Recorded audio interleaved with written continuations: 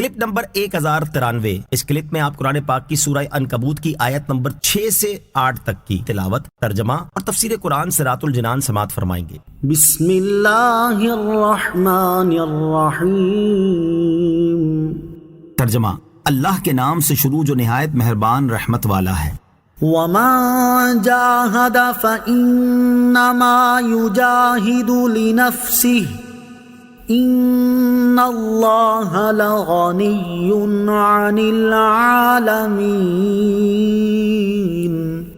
ترجمہ: اور جو کوشش کرے تو اپنے ہی فائدے کے لیے کوشش کرتا ہے، بے شک اللہ سارے جہانوں سے بے پرواہ ہے۔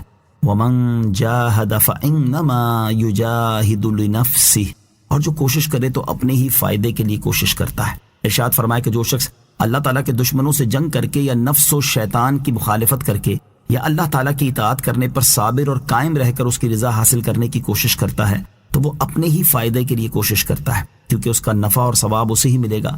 بے شک اللہ تعالیٰ انسانوں، جنوں اور فرشتوں کے اعمال اور عبادات سے بے پرواہ ہے، اور اس کا بندوں کو کوئی حکم دینا اور کسی چیز سے منع فرمانا محض ان پر رحمت و کرم فرمانے کے لیے ہے۔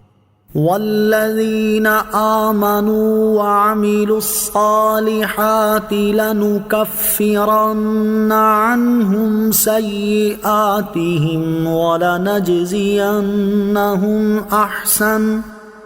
ولنجزینہم احسن الذی کانوا یعملون۔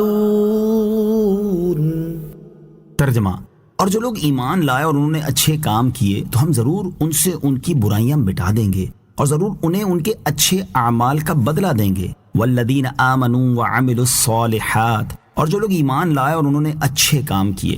اس سے پہلی آیت میں اجمالی طور پر بیان کیا گیا کہ جو نیک عمل کرے تو اس کا فائدہ اسے ہی ہوگا، اور اب یہاں سے نیک اعمال کرنے کا ایک فائدہ بیان کیا جا رہا ہے۔ چنانچہ ارشاد فرمایا کہ جو لوگ ایمان لائے اور انہوں نے اچھے کام کیے تو ہم ضرور نیکیوں کے سبب ان سے ان کی برائیاں مٹا دیں گے اور ضرور انہیں ان کے نیک اعمال کا بدلہ دیں گے۔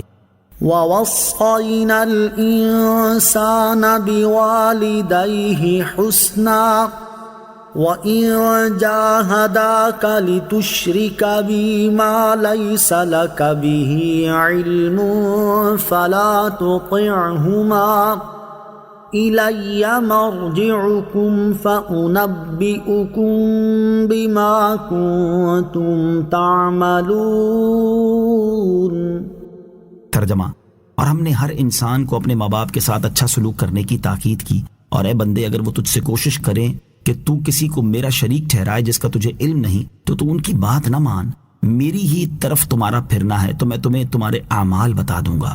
وَوَصَّيْنَا الْإِنسَانَ بِوَالِدَيْهِ حُسْنًا، اور ہم نے انسان کو اپنے ماں باپ کے ساتھ اچھا سلوک کرنے کی تاکید کی۔ شان نزول: یہ آیت اور سورہ لقمان کی آیت نمبر 14 اور سورہ احقاف کی آیت نمبر 15 حضرت سعد بن ابی وقاص رضی اللہ تعالیٰ عنہ کے حق میں، اور دوسری روایت کے مطابق حضرت سعد بن مالک زہری رضی اللہ تعالیٰ عنہ کے حق میں نازل ہوئیں۔ حضرت سعد بن ابی وقاص رضی اللہ تعالیٰ عنہ کی ماں حمنہ بنت ابی سفیان بن امیہ بن عبد شمس تھی، اور آپ رضی اللہ تعالیٰ عنہ سابقین اولین صحابہ کرام علیہم رضوان میں سے تھے، اور اپنے والدین کے ساتھ اچھا سلوک کرتے تھے۔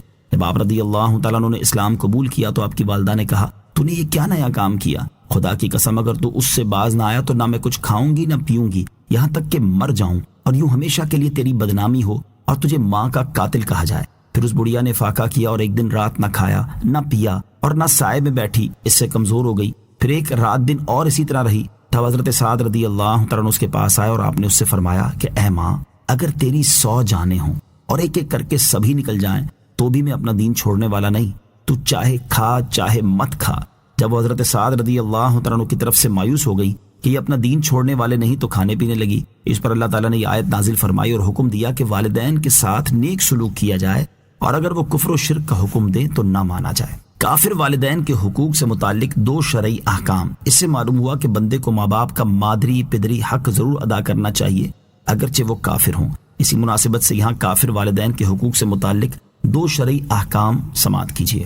نمبر 1، کافر والدین کا نفقہ بھی مسلمان اولاد پر لازم ہے۔ نمبر 2، اگر کافر ماں باپ بت خانے وغیرہ سے گھر تک چھوڑنے کا کہیں تو انہیں گھر تک چھوڑے، اور اگر وہ گھر سے بت خانے وغیرہ تک چھوڑنے کا کہیں تو انہیں نہیں چھوڑ سکتا، کیونکہ گھر تک چھوڑنا گناہ نہیں اور بت خانے چھوڑنا گناہ ہے۔ وَإِن جَاهَدَاكَ لِتُشْرِكَ بِي مَا لَيْسَ لَكَ بِهِ عِلْمٌ، اور اگر وہ تجھ سے کوشش کریں کہ تو کسی کو میرا شریک ٹھہرائے جس کا تجھے علم نہیں، اس کا معنی یہ ہے کہ حقیقت میں اللہ تعالیٰ کا کوئی شریک نہیں ہے، اس لیے علم اور تحقیق کی بنا پر تو کوئی بھی کسی کو اللہ تعالیٰ کا شریک مان ہی نہیں سکتا، کیونکہ اس کا شریک ہونا محال ہے۔ اور جہاں تک علم کے بغیر محض کسی کے کہنے سے اللہ تعالیٰ کا شریک ماننے کا معاملہ ہے، تو جس چیز کا علم نہ ہو اسے کسی کے کہنے سے مان لینا تقلید ہے، اور توحید کے قطعی دلائل ہوتے ہوئے محض تقلید سے کسی کو اللہ تعالیٰ کا شریک مان لینا انتہائی مذموم اور قبیح ہے۔ لہٰذا اس میں کسی کی بھی بات نہیں مانی جائے گی، حتیٰ کہ والدین کی بھی اس معاملے میں ہرگز اطاعت نہیں کی